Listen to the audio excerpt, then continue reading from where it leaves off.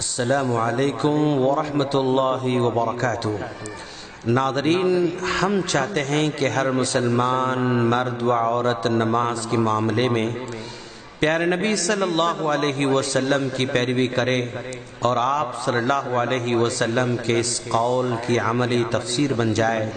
اللہ کے رسول صلی اللہ علیہ وسلم کا فرمان ہے، صلو کما رأیتمونی اصلی، یعنی تم نماز اس طرح پڑھو جیسے تم مجھے نماز پڑھتے ہوئے دیکھتے ہو۔ یہ بخاری کی روایت ہے۔ تو چلیے ہم نماز کا طریقہ آپ کو سمجھانے جا رہے ہیں، اس امید پر کہ انشاءاللہ آپ اپنے نماز کی اصلاح کر لیں گے اور سنت کے مطابق اپنے نماز کو بنانے کی حتی الامکان کوشش کریں گے۔ نمازی قبلے کی طرف متوجہ ہو جائے۔ نیت دل کے ارادے کو کہتے ہیں، زبان سے نیت ادا نہیں ہوتی ہے، کیونکہ نبی کریم صلی اللہ علیہ وسلم اور صحابہ کرام نے کبھی بھی زبان سے نیت نہیں کی تھی۔ اور جب بھی آپ نماز پڑھنا چاہیں گے تو کسی چیز کو بطور آڑ یعنی سترے کے طور پر استعمال کریں۔ تکبیر تحریمہ پڑھیں، اللہ اکبر کہیں، اس وقت نگاہوں کو سجدے کی جگہ پر رکھیں۔ تکبیر تحریمہ کے وقت دونوں ہاتھوں کو کندھوں تک یا کانوں کے لو تک اٹھائیں، انگلیاں ملی ہوئی ہوں اور انگلیاں کھلے نہ ہوں۔ حالت قیام میں دونوں ہاتھوں کو سینے پر رکھیں، اور اس کا ثبوت ابن خزیمہ میں حضرت وائل بن حجر رضی اللہ تعالیٰ عنہ کی حدیث سے ملتا ہے، جس میں وہ کہتے ہیں کہ میں اللہ کے رسول صلی اللہ علیہ وسلم کے پیچھے نماز پڑھا تو میں نے دیکھا کہ آپ نے دونوں ہاتھوں کو سینے پر رکھا تھا۔ یہ ابن خزیمہ کی روایت ہے۔ اسی طرح مسند احمد میں بھی قبیصہ بن حلب کی حدیث میں سینے پر ہاتھ باندھنے کا تذکرہ ملتا ہے۔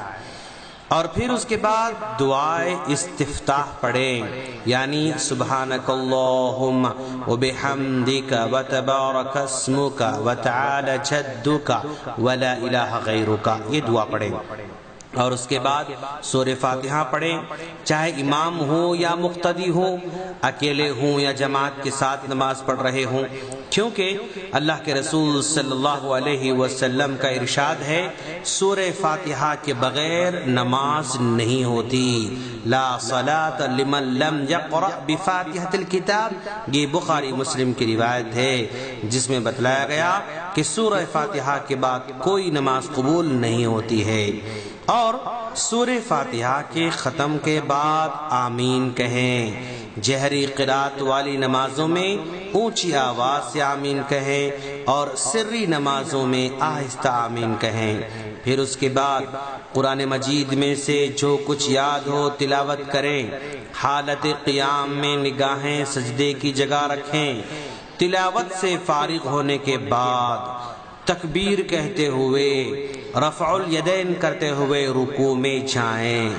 جب رکوع میں جائیں گے تو رکوع کی حالت میں سر کمر کے برابر سطح پر ہونا چاہیے۔ سر کو نہ زیادہ اوپر اٹھائیں اور نہ ہی زیادہ جھکائیں، بلکہ برابر رکھیں۔ ہاتھوں کو گھٹنوں پر جمع کر رکھیں اور گھٹنوں پر انگلیوں کو پھیلا کر رکھیں۔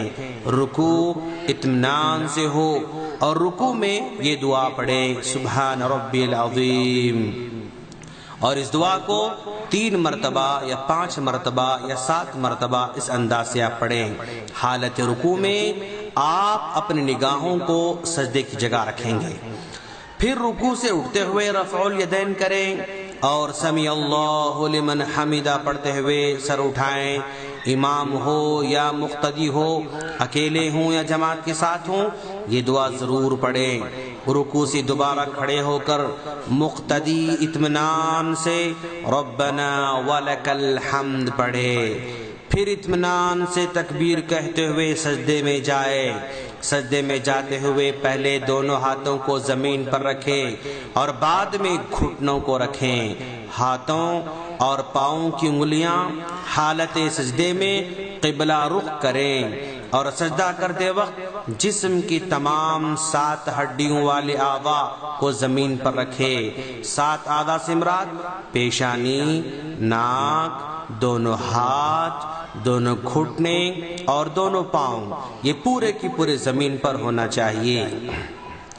سجدے کی حالت میں کوہنیوں کو زمین پر نہ رکھیں اور نہ اپنے جسم سے چمٹائے رکھیں، بلکہ ہاتھوں کو تھوڑا سا اپنے جسم سے الگ رکھیں۔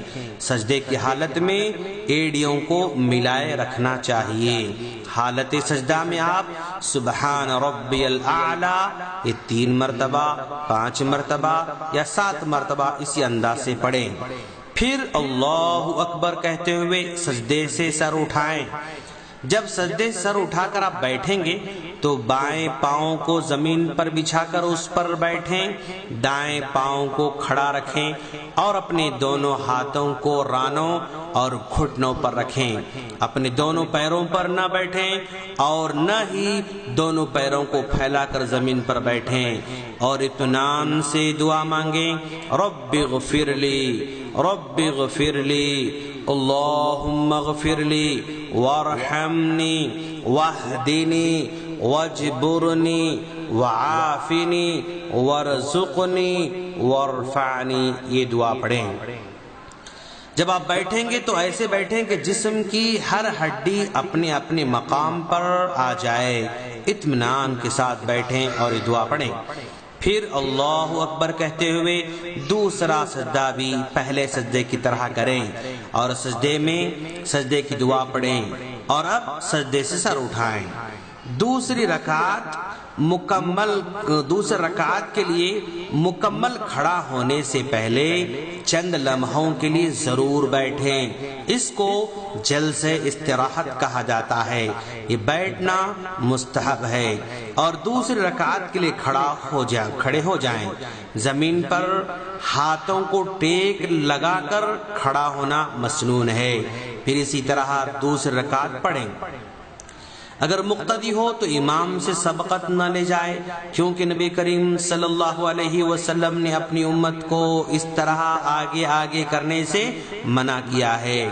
سنت یہ ہے کہ مقتدی امام کے نقش قدم پر پیچھے پیچھے چلتا رہے، کیونکہ اللہ کے رسول صلی اللہ علیہ وسلم نے فرمایا، امام کو بنایا ہی اسی لیے گیا ہے تاکہ تم اس کی اقتداء کرو، امام سے اختلاف نہ کرو۔ جب وہ تکبیر کہے اس کے بعد تکبیر کہو، جب وہ رکوع کرے تو اس کے بعد رکوع کرو، جب امام سمع اللہ لمن حمدہ کہے تم ربنا ولک الحمد کہو، سجدے میں اسی طرح امام کے بعد کرو، یہ بخاری کی روایت ہے۔ اب دوسری رکعت کے لیے کھڑا ہو جائے، جس طرح پہلی رکعت پڑھی تھی دوسری بھی ویسے ہی ادا کرے۔ 2 رکعت کے بعد تشہد کا مرحلہ ہوگا۔ تشہد کا طریقہ یہ ہے کہ دوسرے سجدے کے بعد اس طرح بیٹھا جائے کہ دائیں پاؤں کو زمین پر کھڑا کریں، بائیں پاؤں کو بچھائیں، دائیں ہاتھ کی سیدھی ران پر رکھیں اور بائیں ہاتھ کو بائیں ران پر رکھیں۔ شہادت کی انگلی کو کھول کر باقی تمام انگلیوں کو بند کریں۔ اس شہادت کی انگلی کو دعا مانگتے وقت ہلکا سا اشارہ کرتے رہیں۔ اسی طرح انگوٹھے اور درمیانی انگلی کا حلقہ بنا کر شہادت کی انگلی سے اشارہ کرنا چاہیے، بلکہ یہ سنت ہے۔ پھر تشہد پڑھیں۔ اگر 4 رکعت والی نماز ہو تو آخری تشہد میں بائیں پیر کو دائیں پیر کے نیچے سے باہر نکالیں اور زمین پر بیٹھ جائیں اور دائیں پیر کو کھڑا کریں، انگلیاں قبلہ رخ رکھیں۔ پھر آخر میں دائیں اور بائیں سلام پھیرتے ہوئے السلام علیکم ورحمۃ اللہ کہیں۔ ہم اللہ سے دعا کرتے ہیں کہ باری تعالیٰ تو ہم تمام کو سنت کے مطابق نماز پڑھنے کی توفیق عطا فرما اور ہمارے ٹوٹے پھوٹے عمل کو قبول فرما، آمین۔ ناظرین، اگر آپ کو ہماری آڈیوز ویڈیوز ڈائریکٹ چاہیے تو ہمارے اس نمبر پر ریکویسٹ بھیجیں 009113113839 السلام علیکم ورحمۃ اللہ وبرکاتہ۔